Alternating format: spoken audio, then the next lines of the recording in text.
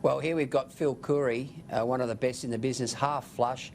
To labour the toilet paper pun, the gentle turning point is about to become an S-bend. That's on the front of the Fin Review.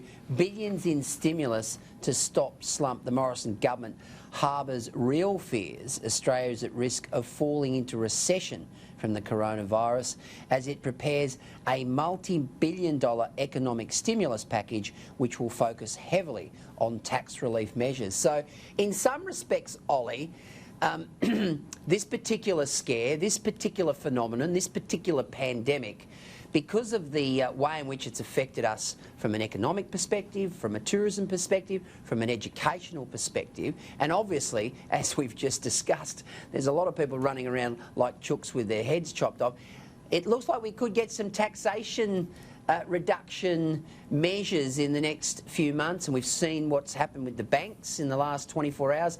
They passed on the big four. First time, I think, since 2011, they all passed on the 25 percentage points that was decreed by the RBA. Mind you, that's not happening for another 3 weeks. There's a story in tomorrow's News Corp papers about how that 3-week delay puts another 100 million into their pockets. But the reality here is that there will be some big-time stimulus measures happening, Ollie.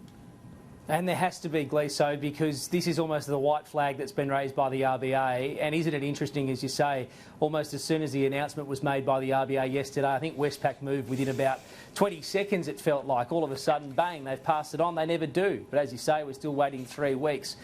Josh Frydenberg and Scott Morrison have a huge responsibility to the Australian people and obviously to local businesses in particular. I don't mind Labor's suggestion, Gleeso, with considering bringing forward those 2022 personal income tax cuts. I think that should be something the government considers straight away. But what you've got to get on board here as well, and we're not going to see it, Labor will continue to play politics, and I saw some comments over the weekend from the Deputy Leader Richard Marles indicating that this is beyond politics. We're not going to play politics in regards to the coronavirus.